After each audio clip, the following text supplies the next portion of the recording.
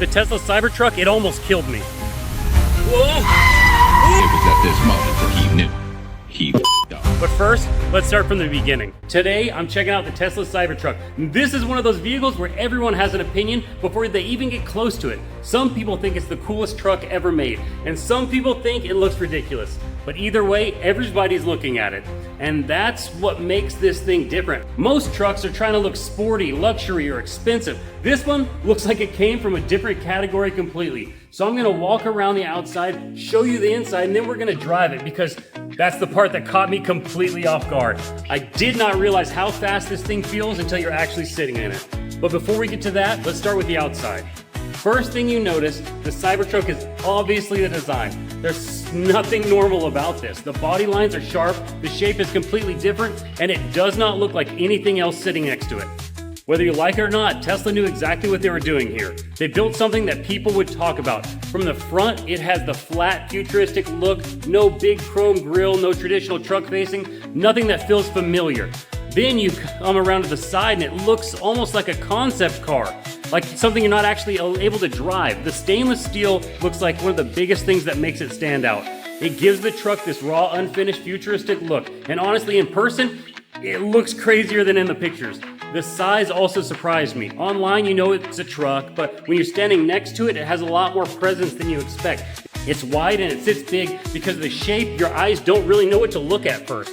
The bed area is also different from a normal truck. It does not have a traditional pickup shape where everything is open and squared off in the same way. The back has a sloped design and it makes the whole truck feel more like a solid piece instead of a cab and a bed stuck together. That's one thing I'll give Tesla credit for. They did not just make an electric truck and try to make it look normal. They made something that looks like a Cybertruck. And that's either the best thing about it or the worst thing about it, depending on who you ask. But from the outside, this thing does exactly what it's supposed to do. It gets attention. Now getting inside, this is where it starts to feel more like a Tesla. The outside is wild, but the interior is pretty simple. You've got that clean Tesla layout, the big screen in the middle, and not a whole lot of buttons everywhere. Some people love that, some people hate it. If you're used to a regular truck with physical controls all over the place, this might feel strange at first. But once you sit here, you can tell Tesla wanted the cabin to feel open and simple. The windshield is massive. From the driver's seat, it feels very different from anything else. You're looking out over this big flat dash because the front of the truck is shaped different. It does not feel like you're sitting in a normal truck. The steering wheel is also part of what makes it feel futuristic. Everything in here feels like Tesla tried to remove as much clutter as possible. You're not getting a traditional truck interior or a bunch of switches, big knobs, or heavy trim everywhere. This feels more like a tech product than an old school truck. And the screen is where most of the controls live.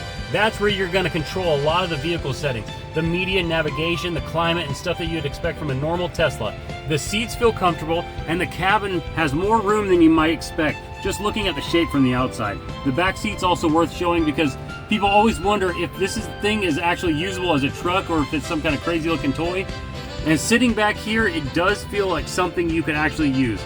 It looks like something that should be completely impractical, but then you get inside and you realize it has a lot of space and tech that people expect from a modern vehicle. Now, is the interior for everybody? No. If you like a traditional truck interior, this may feel too simple. But if you like Tesla style, this is exactly what you'd expect. Clean, quiet, tech-focused, and different. Now let's talk about the part that surprised me the most, driving it. Because when you're looking at the Cybertruck from the outside, your brain does not really expect it to move the way it does.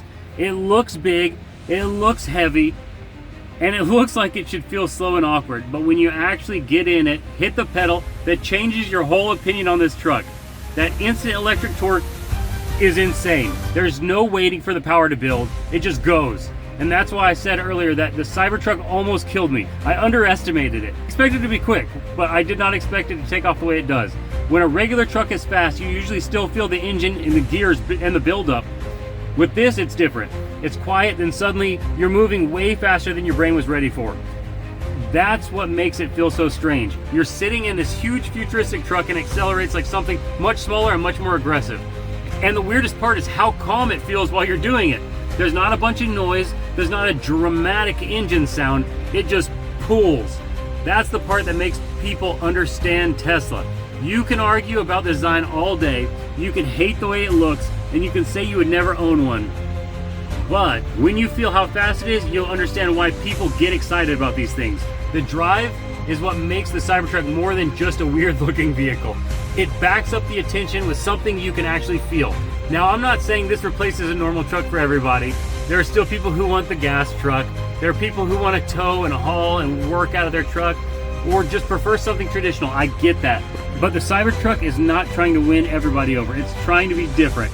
And when you drive it, you realize Tesla definitely committed to that. So after walking around it and sitting inside of it and driving it, I kind of understand the Cybertruck a little bit better now. And it's not just a truck, it's for the reaction. That's really what it is. The design gets a reaction, the interior gets a reaction, and the acceleration definitely gets a reaction. And whether that reaction is good or bad depends on the person. Some people are going to love it because it feels like the future, and some people are going to hate it because it does not feel like a real truck to them. But I don't think that Tesla made this thing to be normal. They made it to stand out, and it does.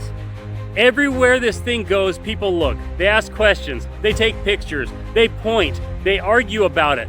That is rare for a vehicle now. So my honest take is this: the Cybertruck is not for everybody, but it is way more interesting in person than I expected. And after driving it, I understand why people are obsessed with this thing. Now, I want to know what you think. Would you actually drive the Tesla Cybertruck? Let me know in the comments, and I'll see y'all next time. Thanks, guys.